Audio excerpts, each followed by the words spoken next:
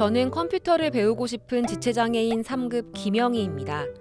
대부분의 컴퓨터 학원들은 엘리베이터가 없어서 휠체어를 이용하는 저한텐 불편함이 있고, 학원에 엘리베이터가 있다고 해도 휠체어를 타고 앉을 수 있는 책상이 별도로 마련돼 있지 않더라고요. 또 한 번에 많은 학생들을 가르치다 보니 책상 간격이 좁아서 수업 받기가 어려워요. 그래서 관련 복지에 대해 알아봤는데, 한국정보화진흥원에서는 장애인 정보화 방문 교육을 운영하고 있지만 정보화 방문 교육은 1에서 2급 장애인에게만 제공한다고 하네요. 불편함의 위험은 덤, 장애인 옥죄는 장애 등급제, 이거 어떻게 좀 못하나요? 31년 만의 변화, 장애 등급제 단계적 폐지. 1988년에 도입된 장애 등급제는 장애인의 인간다운 삶과 권리 보장을 위해 장애인 복지법에 명시된 사항입니다. 장애 정도에 따라 등급을 나누고 그에 맞는 서비스를 제공하기 위함이죠. 그런데 왜 폐지하냐고요? 사례로 알려드리겠습니다. 저는 한쪽 다리가 불편한 지체장애인 5급 이철수입니다. 꼭 운전면허를 따고 싶어요. 그래서 근처 민간 운전학원에 갔는데 운전 보조기가 장착된 차량이 없는 거예요. 운전교육 받을 때 너무 불편하더라고요. 도움을 받을 순 없는지 관련 복지에 대해 찾아보니 장애인 운전면허 순회교육이란 게 있긴 한데 그건 1에서 4등급 장애인에게만 제공되어 5등급인 저는 해당되지 않는데요. 이처럼 장애 등급제는 정작 필요한 사람에게 혜택이 못 간다는 맹점 때문에 폐지 주장이 지속적으로 제기돼 왔습니다. 5년 넘게 광화문역 지하도에서 외치던 이들의 구호는 절실했습니다. 장애인에 대한 국가 지원을 등급을 나누어 일률적으로 제공하지 말고 필요한 제공을 지원해달라는 것이었습니다. 그 결과 2019년 7월 1일부로 장애 등급제가 단계적으로 폐지됩니다. 그럼 무엇이 어떻게 바뀌는지 비머가 친절하게 알려드립니다. 장애인 등급제 폐지된다고 하는데 맞나요? 네, 맞습니다. 장애 등급은 1단계부터 6등급까지 객관적인 장애 상태를 알려주기 때문에 장애인 복지 제도를 확대하는 데 초기에는 상당한 기여를 해왔습니다.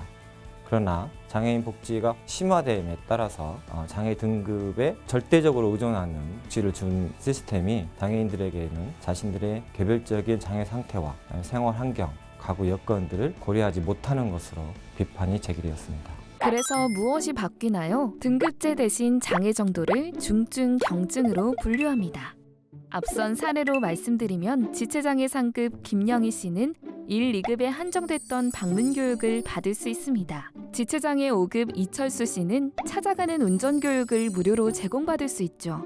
물론 운전보조기기가 장착된 차량으로요. 장애 등급은 폐지된다고 이해하시면 될 것 같고요. 다만 기존의 중증 장애인에 대한 우대 혜택을 유지하기 위해서 불가피하게 중증과 경증을 부분은 유지한다. 등급을 대체할 새로운 장애인 서비스 지원 종합조사를 도입을 한다는 것입니다. 장애인 서비스 지원 종합조사는 예컨대 옷을 갈아입을 수 있는지, 전화를 사용하거나 금전 교환을 제대로 할 수 있는지, 학교에 다니는지, 직장 생활을 하는지, 그다음에 혼자 사시는지 이런 가구 환경들을 종합적으로 조사를 해서 서비스가 필요한지, 필요하면 얼마만큼의 서비스가 필요한지 이런 부분들을 보다 세심하게 조사하게 됩니다.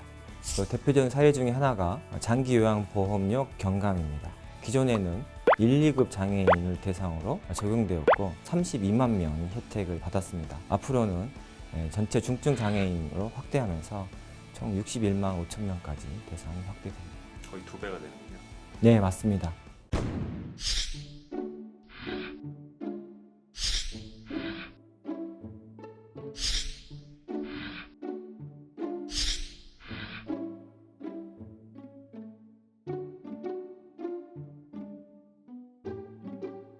장애인 연금 확대, 활동 지원 서비스 대폭 확대 등 장애인 복지 서비스의 대폭적인 확대를 위한 예산 확보가 불충분하다. 정부도 그 기본 방향에 대해서 공감을 하고 수요자 중심의 장애인 지원 체계로 구축이 되었기 때문에 이 새로운 기반 위에 장애인 복지 예산을 계속 확대해 나갈 계획입니다.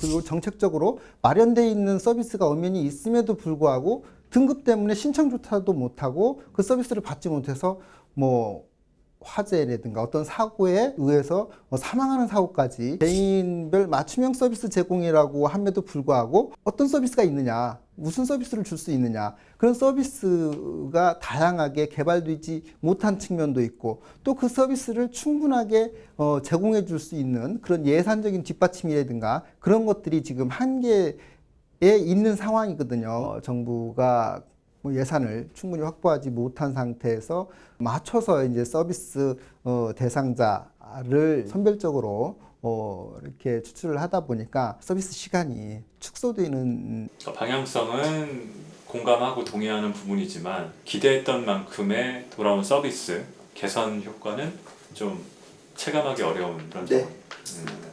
앞으로도 정부가 장애계와의 소통을 통해서 이 등급제 개편으로 인한 맞춤형 서비스 체계가 제대로 정착하고 장애인들에게 정말 보편적인 어떤 복지, 누구나 누릴 수 있는 복지, 완전한 어떤 사회 참여 그런 것들을 달성하기 위해서 많은 노력들을 해나가야 될 것으로 보여집니다.